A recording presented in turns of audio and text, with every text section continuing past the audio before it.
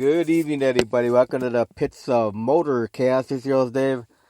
I got a line special guest from the Brew City Gassers, John Reidenbach. How you doing, John? Hi, how you doing, Dave? Good. So, John, first question I got for you is, for drag racing, how did it all begin for you? When did you start drag racing? Oh gosh, I started when I was 16 years old. Actually, I had gotten my license on my 16th birthday, and then I had my first car, which was a '70 Chevy Nova, and I took it out to the track, and then it was pretty stock, just a 307, but it kind of got me interested. I was always interested in motor vehicles and stuff, and then took it out to the track, and then I started working on it when I was 16, and by the time I was 17 and a half, I had took the small block Chevy engine out of it and put a 396 big block in it that I rebuilt at power mechanics class in school, and ran that car a little bit, and then I ended up selling that car and getting a '67 Chevy Nova that had been set up for a big block, and I put that in there, put a the 396 in that car, and then I ran that car for a while. Now, the car you're currently running with the Gassers, what kind of car is that? That's a 1962 Chevy Corvette. That car I had gotten out in 2015. That was pretty much a project car, and I kind of put that car together and changed a lot of things. And kind of interesting story about that car. That car originally in 1965 they started cutting it up to make it into a race car at the R&B chassis in Kenosha, Wisconsin, and they had worked on it in 65, 66, and then in 67 they quit working on it because they were going to have a big block Chevy in it that was set way, way back. It was set back so far it actually would have been underneath the windshield, and I guess the rules wouldn't allow that much setback, so the original owner of the car, they said the only thing he could really run with that would be like a fuel-altered class, and he said he didn't have the money to do that, so he pretty much put it in his mom's garage, and it just sat there with the car cover on it since like 1967. The car only had like 34,000 miles on it when they cut it up. And then my friend Bob Oatswell, he bought the car for parts basically probably in 2010 or so, and I had seen the car sitting over at his shop, and I kind of wanted it. And finally in 2015 he said he would sell it to me, and he sold it to me really reasonable, and I started taking it all apart, some of the things that they had done. What they did the technology they used in 1965 was a lot different than what they do today, but I'd taken the single hoop roll cage out of it and redid the ladder bars, and just there was no floors or anything in the car. It was pretty much gutted, and then I just kind of built it up with the modern, its cage is certified to 850, and then put a cage in it, and then changed the ladder bars, stronger ladder bars, stronger front straight axle. I kept kind of the same design that they had with the straight axle and the friction shocks and that, but I just beefed it up so it would be able to be safe in today's standards and be safe to run. So how long did it take you to finish building that car up? It took me a couple years. I worked on it, and it wasn't full time. I got a '67 Chevy Nova that I drag race also that I put together probably 7 years ago, and that's got a big block Chevy in it. That's kind of a street strip car, runs low 10s, high 9s. That's kind of what I had fun with that, and then that car kind of sat by the wayside when I got the Corvette going, and I got the Corvette going in the spring of 2017, and I just been slowly progressing with that, getting it going a little bit faster, and having a lot of fun with it. So now what do you got under the hood of that car? The Corvette has got a 540 big block Chevy. It's a dart block and 8.3 to 1 compression with AFR heads on it, and then I put a Dyer's 871 blower on it. I got it right from Gary Dyers. He actually signed it. It was one of his 50th anniversary blowers, and I talked to him. Neat guy to talk to. He's got a lot of neat pictures and stuff, and got the 871 blower on it with two 1050 carburetors on it, and then a turbo 400 transmission I have in it. And I'm still using the Oldsmobile. They had an Olds rear end. I'm still using the Oldsmobile rear end with just using strange spool and Fabcraft gears and strange axles and strange dual caliper disc brakes on it. Now, how did you meet up with the Brew City Gassers?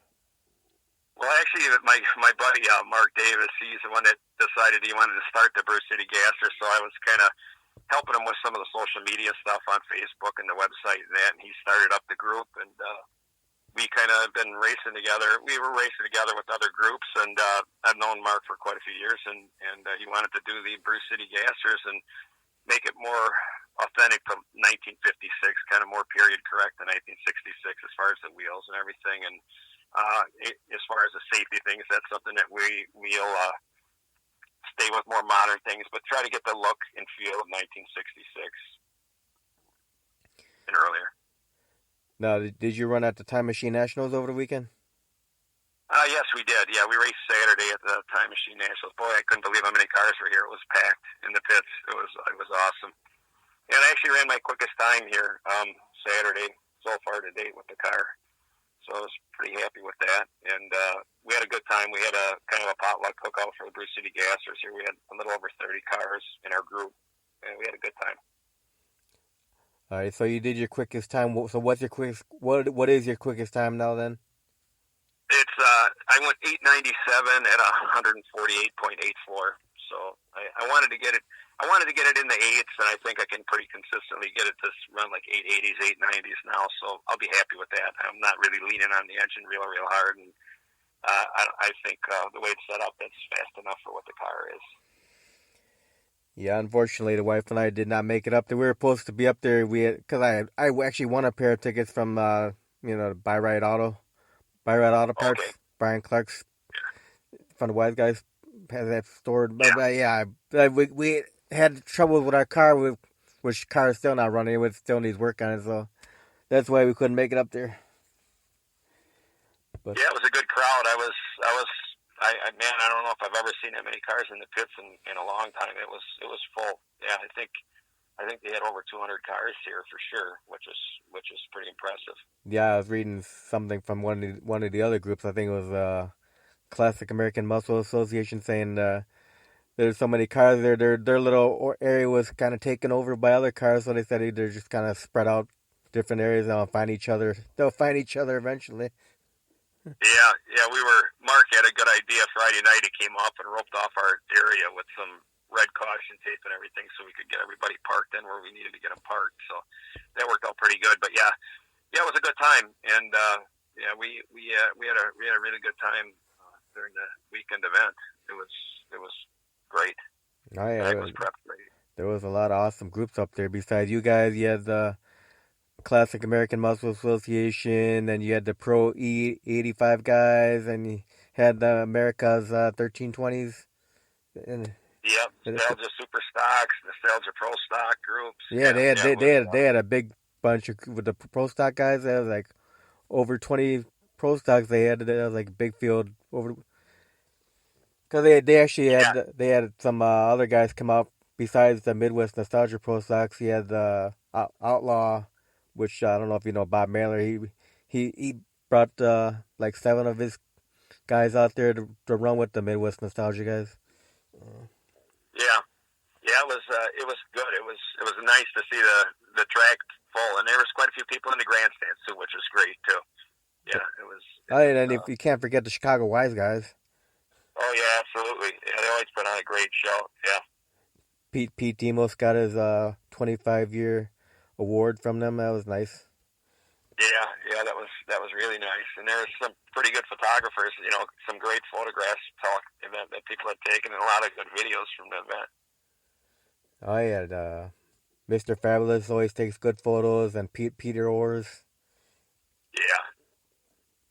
And I forgot there's another one, the lady that takes pictures, I don't know her name. Chick's Eye View. Yeah.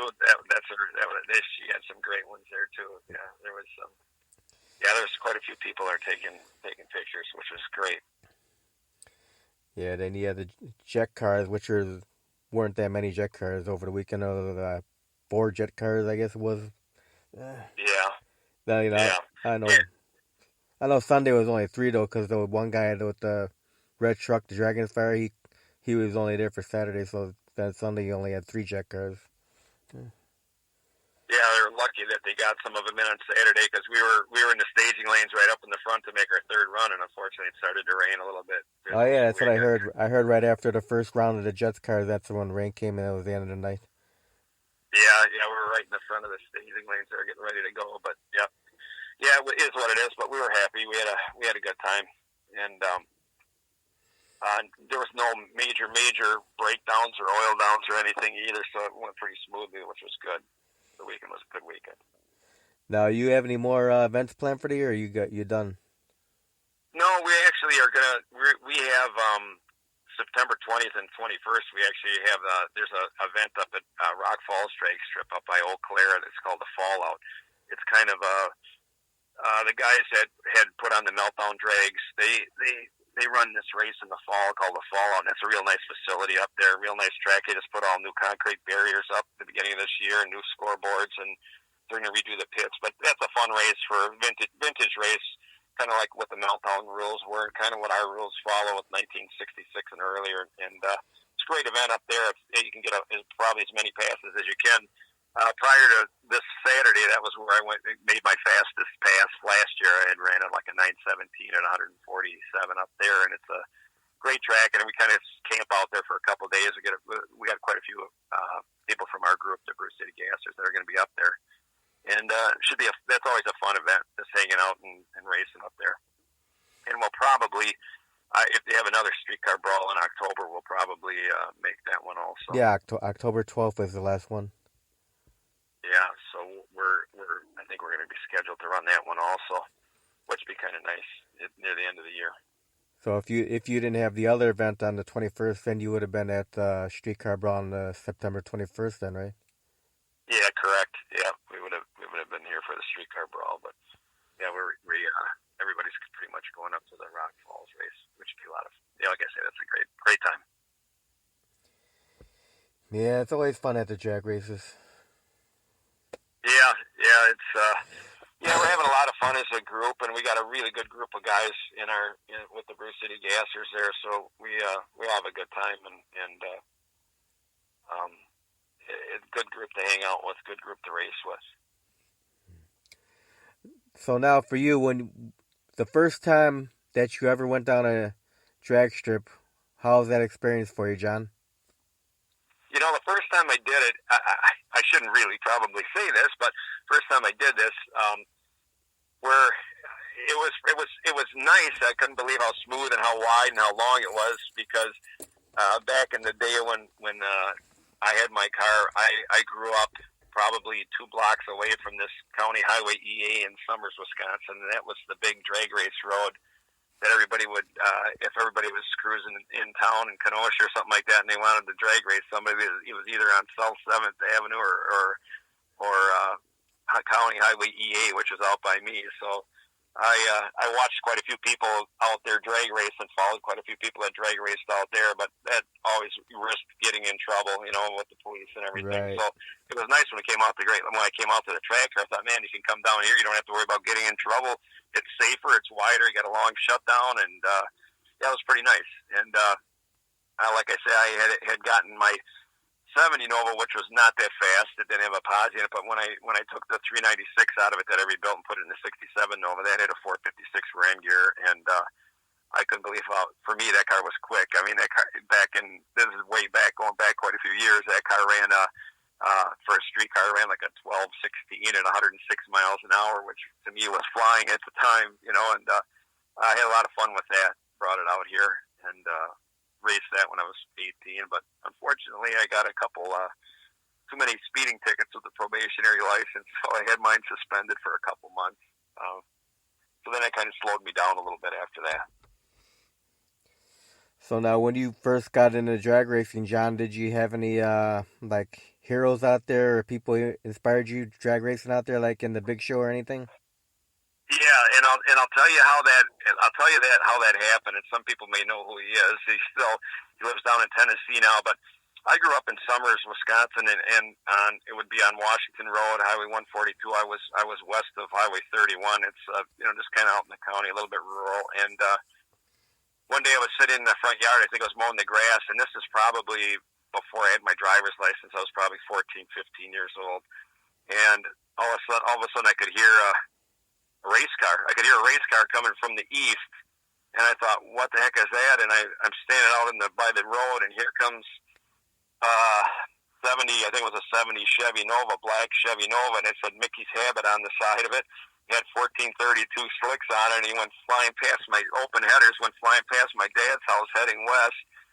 And I thought that was like the neatest thing. You know, here I see a drag car flying down the street in front of my dad's house, and that's really impressed me. And I was always into mechanical stuff like that, and I saw that car and I found out it belonged to Mickey Stevens, who I ended up.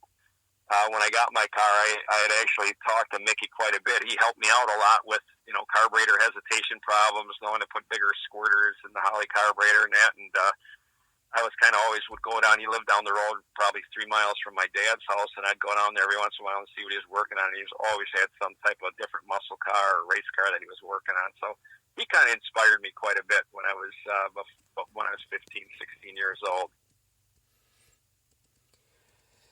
No, you used to race at the Grove a lot when you were younger then? Just, yeah, when I was in 16, 17, 18 years old, 19 years old, I did that quite a bit. And then I actually started to get into flying airplanes a little bit, ultralights, and I kind of, the drag racing kind of went by the wayside for quite a few years. I was started to fly ultralight airplanes, and then I built a home-built airplane, and I flew that around quite a bit, and I was doing a lot of the flying stuff. But then I kind of started getting a little bit bored with the flying, and then I ended up kind of getting interested in the cars again, and I sold my 67 Nova. That was originally a 67 Nova SS. I sold it to one of my friends, one of my buddies back in 1985, and he still has that car to this day, but he never wanted to sell it back to me. And I always thought, well, I wanted to get another 67 Nova, so I searched around, and here one of the guys that is out with the track quite a bit, that Bob Catalino, he owns top-notch collector cars, and that he had a 67 Nova for sale, and I ended up buying one from him, and it was it had broken axle out at the drag strip and wrinkled a quarter panel, but other than the 2 quarter panels having a little damage, the rest of the car was just beautiful, rust-free car. So I ended up buying that car from him, and then I ended up kind of restoring that car. I put it on a rotisserie and put 2 new quarter panels on it, and I mini-tubbed it and put a 9-inch Ford rear end in it, and then I put a Heights front end on the front of it and put a 540 big block Chevy in that with a turbo 400 and pump gas engine. But I got that car to run like a 986 at 137 miles an hour or so, and I drove it around quite a bit on the road at first year or so, 2 that I put it together, and then I pretty much just kept coming out here to the track. And I'm fortunate because I only live about 7 miles away from Great Lakes Dragway, so a lot of times I just drive the car out here and race it and then drive it back home, or just come out here 3-4 days a week. And I had just taken that thing, pulled the engine out of it a couple of years ago. I thought I better freshen it up. I had like 397 passes on it and some street miles, and I thought I freshen the engine up, and it looked good inside, and I just got that back together here about a month ago. Back together. Now, how long of a hiatus did you take away from drag racing when you did the plane thing? Boy, it was quite a while. It was probably a good. I did the flying stuff pretty heavy for probably about 25 years or so, and then I got back into the drag racing scene here, and I kind of. The flying was a lot of fun, but the flying, a lot of that I did by myself, solo, flying around in the home built that I had, and maybe go to a flying breakfast or something. But I kind of miss, out at the drag strip here. It's kind of nice because you get to know everybody. It's a whole nother family, a whole nother community out here, and right. It's a lot of fun. That's the one thing that the flying really doesn't have, like the drag strip has, and it's a good time. I'm really enjoying it. So what year did you get back into drag racing? Oh, gosh, it had to be, let me think, probably 10 years ago or so, 9-10 years ago. And pretty much I was doing quite a bit with the Nova. Like I say, I was having a lot of fun with the Nova, and a lot of my friends have cars that they bring out here that they race, and I helped a lot of them on their cars, their vehicles and stuff, working on them, wrenching on them and that, and just had a lot of fun out here. We're having a blast. Now, when you take the Corvette out with the gassers, do you have any crew members? No, sometimes my wife helps me quite a bit. She's really, really good. far as getting the car in and out of the trailer and that. She knows where to line me up, and pretty much other than that, she'll hold the door open for me because the car gets super, super warm inside. It's a black car and a black roof, and there's not much room inside. It gets pretty warm inside, but other than that, I have pretty much everything ready to go before I get there, and usually so far it's been working out pretty good. But we got so many guys in our group. If we got enough guys, if something happens, everybody's always willing to give a helping hand. So it's not really a big deal.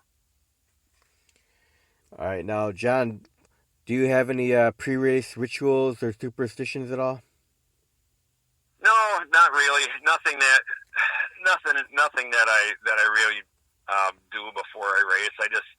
I always make sure I always check the car out real thoroughly before I bring it out there. I got a nice garage that I keep the car in, and I just pretty much check it over front to back. Usually what I do is if I'm racing on the weekend, usually the Monday after I'm done racing, I'll go over the car pretty much front to back and check everything out, make sure I don't have any leaks, look at everything, and so in case I do have to fix something, I can get it fixed before the following weekend. But yeah, all in all, it's been working pretty good for me. Yeah, pretty good schedule. Having the airplanes, I know a pretty good maintenance schedule on those, and do a lot of maintenance work on it. I also have an A&P license to work on the airplanes, and I know how that goes with doing inspections and doing everything else. So I kind of carried that over to my cars, vehicles the same way, especially with the race cars and that.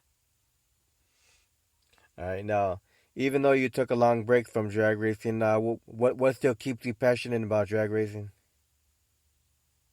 Keeps me passionate about it? Yeah, what still keeps you passionate about it?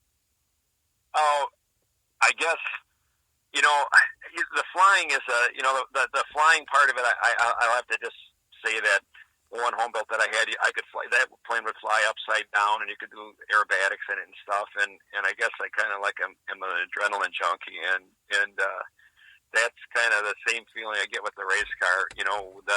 When you're on a prep track and you let go of the trans brake button or you leave off the line, that especially the first 60 feet, that acceleration where it plants you back in the seat, the front wheels come up, and doing it, that's the fun part. That's the part that I enjoy. Now, what kind of preparation goes into getting that Corvette ready for a weekend of drag racing? Usually, what I do is, what I normally do, like I say, on a Monday, I'll go over it front to back, just look the car over, make sure there's no leaks, nothing going on it, and then normally what I'll do is I'll depending on how many runs I've got on the car, if I'd ran it before, I'll do an oil change and check the valve adjustment on it, make sure everything is good in the valve train. And then pretty much after I get that done, it's just looking at the brakes, checking the brake pad wear. That car has got spindle mount wheels on the front of it, so I actually have just rear brakes on the car, and it scares a lot of people, but what I have for brakes on it is I've got a strange dual caliper disc brake on the rear of the car, so there's two calipers on each wheel. And then what I did is I ran, separate brake lines to do two different master cylinders. So I have dual master cylinders, dual calipers. So if it did break a brake line, it would still be brakes, and it does have a parachute on it also.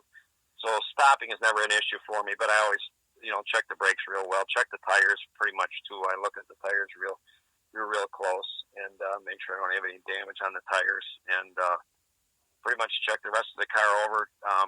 Look for anything missing, any bolts or screws gone, and car's been pretty good, pretty maintenance free. But I kind of, when I built it, I kind of anticipated, did a lot of things where I could add easy access to everything like spark plugs and the header bolts and everything like that to check it, starter and I'll pull the diaper off of it, drop the diaper down on the oil pan, make sure I don't have any leaks in there. Everything looks good, and pretty much check the drivetrain out, check the drive shaft, U-joints, and torque converter bolts and fuel lines and everything. Make sure everything looks good. Pretty much no surprises. I didn't know when I put the car together. It's still got, it was a 1962 car. It had 34,000 miles, and it's got most of its original paint on it yet, and I didn't know if I was going to get maybe any stress cracks in the body from racing the car, because most of the original body mounts where the mounts went, that's there, but the whole rest of the floors were all cut out, and I ended up putting steel and aluminum floors in, and I reinforced the body quite a bit, but I didn't know if I was going to get any stress cracks. And happily, I can say after racing it a couple of years, nothing's cracked on it, which is good. So nothing's really moving around. So I'm really happy with that, and that's kind of what I've been pretty much checking everything like that to make sure nothing's changing or nothing else is moved. But so far, so good. Everything's holding up real well. So now, what's your favorite track to race on? Honestly, so far I really like Great Lakes Dragway, and I'll kind of tell you why that is. I like at Great Lakes Dragway, when you're in the staging lanes, you can kind of look ahead and see what's happening as far as when the cars are running. And I also like when you're done racing with the return road, you're right in front of the grandstand, so at least the fans get to see the cars. When you're Right. when you're coming down the return road. A lot of tracks that I've raced at, they don't have the return road like that. That it's away from the spectators, and a lot of times even the staging lanes are on an angle or 90 degrees to the track, and there's grandstands in the way. You can't really see what's going on. I kind of like the way the track is actually laid out here. I think they did a pretty good job of laying it out the way they did. Yeah, I like that too, because the fans can actually, give you guys all the applause when you're coming by. Yeah, it's kind of neat. At least, like I say, at least you can see the cars up close and going by a little bit slower to see what it's like. Cause I know like the pro E85 guys, like after round one, they all stop right there on the return road and get out of the cars and everything, throwing stuff out to everybody. Yeah, we'd done that. We had put on the out of sight drags that we did in June this year, and we did the same thing. We were throwing some T-shirts out there to the crowd and stuff. Coming back, we always kind of stop and come back as a group. It kind of works pretty nice to come back as a group, and then so everybody gets to see all the cars together. And we're kind of looking forward to next June, because we're going to be doing that again. We're going to be doing the out of sight drags here and at Great Lakes Dragway, and we're hoping for a good turnout. This year, I should say, the weather was a little bit iffy, but we did get 2 days of racing in, and I think we had a pretty successful first year event. We had over 134 cars that were racing here, which was pretty good for the first time event, and all the racers really enjoyed it. They had a good time, so we're going to continue and do it again next June, and looking forward to that. So what's been one of your most memorable races with the Brew City Gassers so far? I would have to say, with the Brew City Gassers, probably the most memorable was the out of sight drags, just because we had done a lot of work to put it on, and it worked out really, really well. Like I say, we had a couple little glitches that we can fix, real minor little things, but that was a lot of fun. It was a lot of fun hanging out with a bunch of the other nostalgia cars, and just hanging out. Made a lot of new friends, a lot of neat people that I had met here, and that was a fun race. And car was running good, so I was really happy. I guess last fall at the Fallout race, that was pretty memorable for me, because at that time I ran my quickest time like a 9:17 or at 137 miles an hour, which is pretty quick for me. I didn't, like I say, I'm not really leaning on that engine real hard. That's in that car, and it's going pretty good. So I'll be pretty happy, I think, if I can just keep it consistently like 880s, 890s or something. That's where I'll leave it at. But as a racer, you always want to go a little bit faster, a little bit quicker. Yeah, you always have that need for speed. Yeah, always something. Now, John, where do you get all your fire safety equipment from? Safety equipment, I bought Arch. I've been, as far as like the fire suit and neck brace and everything, and my harness and that, I've been using RJS equipment. I actually kind of like, for like $60, they'll recertify the 5-point harnesses and that, and they're real quick turnaround. And as far as the pants and the jacket, the way it fits and everything, and the way it's made, I like it. So I kind of stuck with a lot of their stuff, and bought quite a bit of their equipment. Same with the window nut and everything else that I have in there. So now, throughout your whole drag racing career, what have you reached any milestones? my milestone was I wanted to get the car to run into the eights, which I finally just did Saturday. And I thought, I'll get it to run in the eights, and that's what I was kind of shooting for with it. And like I say, I'm not really, I'm pretty conservative with the timing on it, and I'm making about 8 pounds of boost on the engine, so nothing real crazy, not really overdriving the blow. The blower is about 5.7% overdriven, and running on 110 fuel, and like I say, it's hopefully it'll last quite a while before I have to do anything to it, and shouldn't hurt it this way, I don't think so. Not trying to go crazy with it. Now, throughout your whole racing career, have you had any accidents or close calls at all? No, thank gosh, nothing yet. That's for so far everything has been working pretty good. But I just kind of was pretty conservative as far as getting this car into the eights. I started out real slow, maybe running mid-10s and then slowly ramping it up and making sure I didn't have any issues steering, stopping it or anything like that, make sure the car was holding up okay. And then I progressed probably over a year time, just getting it going a little bit faster, but that was checking everything. And I was in no hurry to do it, and I thought I'll just kind of inch up on it and, slowly and get it to work. So that's kind of what I did. And so far, everything's been working so good, and no real big issues or nothing even to mention. So far, it's been working out great. Well, knock on wood, John, that you won't have any accidents. Yeah. I started out initially with my first '70s Chevy Nova. I kept blowing U-joints out of it before I had learned. Young and stupid, didn't know that you needed traction bars to keep the rear end from wrapping up, and that's pretty much what it was doing. It would wind up the rear end and bind the rear U-joint and bust it. And then I kind of somebody had told me about that. Said, yeah, the reason you're doing that is because the rear end is twisting up on the leaf spring. So it made sense. And of course, when I started it, I don't want to date myself, but they didn't have the internet to go on and research a lot of things. So it was pretty much talking to other racers and that kind of got the knowledge from and doing some reading. So that kind of helped me out. But that was probably about the worst situation I ever had, was just breaking a universal joint like that. And then once I put some traction bars on it, I rectified that problem, so that wasn't an issue anymore. Yeah, good old internet now. You could read up on stuff. You could talk to other drivers, get advice from them online. Yeah, there's so many good forums out there. You could spend your whole life just reading all the forums, but there's some good information on there, definitely. All right, so now we're reaching the fun portion questions of the interview. Not that talking about drag racing wasn't fun, but these are other fun questions. Outside of drag racing, do you have any other hobbies? Yeah, pretty much.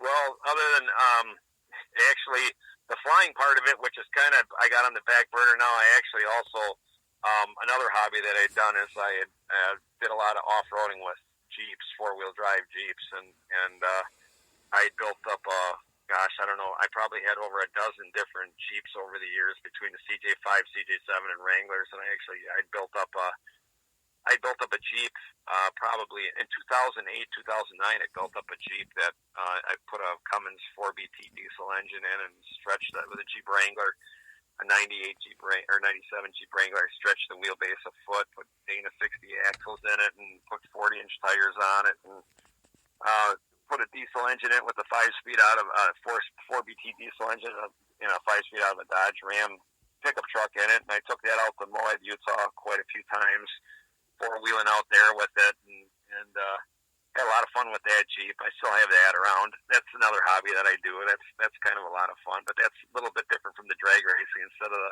going fast and going real quick, this going kind of slow and crawling over the rocks and stuff like that, but still a lot of fun. A lot of very good scenery out there, like in Moab, Utah, and Uray, Colorado, and stuff. I've been out there with my wife. Really enjoys that, and we'll do that. Go out on trail rides and stuff with the Jeep. But the drag racing stuff has pretty much been pretty hot and heavy with that. Like I say, the last 9-10 years or so at least. Now with the Brew City Gassers, do you have a greatest competitor in that group, or are they all equally competitive for you? They're all pretty competitive right now. Right now my car is probably one of the quicker ones there, but there's a couple guys that are right there as far as the speed wise. But it's kind of nice because we match guys up for the speed. That's a great thing about the group. You don't have to be a super quick, super fast car. We got guys running 11:50s, 12 seconds, 12, high 12s, maybe even low 13s. But we can match them up with somebody else so they have a good race with each other. And that's the fun part when they're right next to each other all the way down the track. And that, so we can match them up and give them some interesting match races together. So that's kind of, we kind of tried to make it so you don't have to have a ton of money invested in the car if you want to go out and have fun and have the look. So many of these different classes that they race, and even some of these other events that they race, they're a lot of fun to watch and be great to race in them. But boy, the cost has got to be tremendous, to put some of these cars together. Twin turbo cars on alcohol and everything, and this is a little bit more laid back, a little bit more economical for people to have fun and race. All right, now throughout your drag racing career, have you won any trophies or plaques or anything like that? No, we've been pretty much match racing stuff, and we're going to start. I think what we're going to do is we're going to start doing some, maybe do like we're talking about maybe trying to do some type of race maybe next year for the out-of-sight drags. We kind of threw it around for like the quickest gasser type thing, but that's still kind of in the planning stages. We're going to maybe try to do something with, I went to some of these races, like these Southeast Gassers races, where they race like different class races, weight in cubic inches, which are kind of heads up 4-speed cars. Really exciting to watch, and we got some competitive guys in our group, so we're thinking about some ways how we can do some race together to get a little bit more competition in there for the guys that want to compete. But we're still fairly new with the club, and we're kind of getting things squared away. Everything's working pretty well, but we're thinking about doing that in the future here. So that's something I'm kind of looking forward to. Now with that group, doesn't Joe Beach from the Pro E85 run with you guys sometimes? Well, we had his dad, Ted Beach. He's run with us before, and Brandon has run with us. I think last year on Memorial Day they ran with us. I know they raced with the Nostalgia Gasser group, and we've raced with them. They've invited us to a couple races, and we've actually raced with those guys, which is kind of fun because we can match up against some other cars. We were invited to race with them at Eddyville, Iowa earlier this year, and a few of us went out there, and then we were at the Door Wars race at Cordova. We raced with those guys. Brian Huffman that runs that group. It's a great group of guys that we raced with too, and we had a lot of fun. Different groups like that. We're thinking about doing that more this following, in 2020, the next year. We're maybe going to do the same thing. We're going to invite some of those guys to our races, and then that we're going to be at if they don't have anything going on, and I'm sure they'll invite us to some of theirs. So, yeah, like I say, it's kind of fun to mix it up with some other groups and race. Now, John, if you were able to do time traveling and go back in time, would you do anything differently with the drag racing career? Yeah, I would. Yeah, I would. I would have not sold probably my '67 Nova that I had when I had it, and I would have probably stuck with it, got into it a little bit more. I would have been been buying a lot more parts up and not throwing a lot of parts away that I had years ago that weren't probably worth anything at the time that are worth some money now. It's just definitely I would have liked to go back and watch some more of the old time greats kind of race would be kind of neat too. But I definitely, I would have definitely for sure kept my car that I had, my '67 Nova. But I got a pretty nice one that I replaced it with, so I'm happy now. All right, now have you had an embarrassing moment on the track that you can think of? Nothing too bad. Nothing really embarrassing. Other than the worst thing I had was my battery disconnect switch wasn't on all the way. It did a nice burnout, and the whole car just kind of rolled up and died. Was dead, but at least I have a remote cable with a lever in there, so I didn't have to get out of the car and pull it and turn it back on. I could at least do it from inside the car. But nothing too bad so far. Yeah. All right, couple more questions here. What's your favorite food to eat? Favorite food to eat? Oh boy, I'll tell you, my favorite food to eat is probably there's a really great Mexican restaurant, Kenosha El Serapi, and I have to hit that restaurant up once a week. Their chicken burritos are kind of killer there. That's probably my favorite food. That's one food that I gotta eat at least once a week. All right. What's your favorite beverage drink? Favorite beverage drink? Actually Dr. Pepper. So I don't drink it too much, but yeah, that's probably my favorite. All right. So, what's your favorite music, John? Favorite music? Oh boy, actually, I'm into more kind of heavy rock stuff, heavy metal. I like some of the old school rock stuff, older Led Zeppelin and stuff like that. And then I'm really looking forward to. I'm going to a Five Finger Death Punch concert in December in Madison. So I'm kind of looking forward to that. Should be a fun time. Well, hard rock, heavy metal always goes good with drag racing. Yeah, definitely does. Yeah. So, what's your favorite movie of all time? Oh, gotta be American Graffiti. Yeah, I watched that a million times. I thought that was pretty good when that first came out, just kind of back in the day. All right, what would you consider the fondest memory of your whole racing career? I guess probably getting that Corvette put back to, a quick story about that Corvette. My buddy that I bought the car from, he was going to use it for parts, and then come to find out, one of my good friends knew the original owner of the car that started to turn into a race car back in 1965. He went to school with them in high school, and he knew right away whose car it was. So those guys, a couple years ago, they were having their 50th high school reunion, and my buddy Gary had said, "Hey, this Ken that owned the car, he says he's going to be in town for his high school reunion, and I'm going to tell him you have the car." So he ended up coming over, and he kind of told me the whole story about how he got the car and how he decided to turn. He street raced it in the summer of '65, and then he decided to turn in a race car. And then I guess one of the most memorable moments was last summer when I got the car done.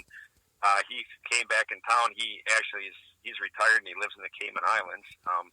He came back into town, and I put two seats in the car, so he got in the passenger seat, and I gave him a ride down the road, and that was kind of neat because he said the last time that car was under its own power was 1965. So I thought that was kind of cool. He says, and he was kind of neat. He says, you did with the car what I wanted to do with it back in 1965. He says, and you got it done. So that was kind of neat, kind of memorable. I'm glad I got it done, and just getting the car done and getting it moving. I thought I kind of had a vision in my mind what I wanted the car to turn out to be, and it kind of turned out how I wanted it to turn out. And I'm having a lot of fun with it. So I guess giving him a ride, and he saw the car, and I ended up being really good friends with him. I talked to him quite a bit.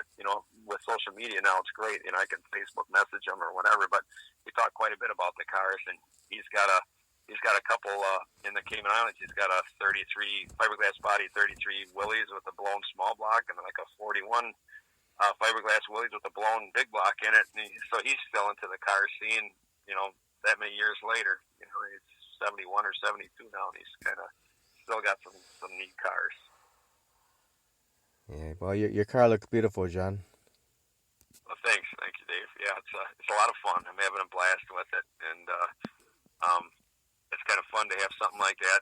Some of the purists don't like it. They you hear it say that you took a car and it should have been restored or put back together. But if people had actually seen what I started out with, there was not much there. It was pretty much a shell in the frame and that. So it would have been way too hard to do anything else with that car. And I kind of think they make great race cars myself. I wouldn't want a stock one. To me, that would be boring.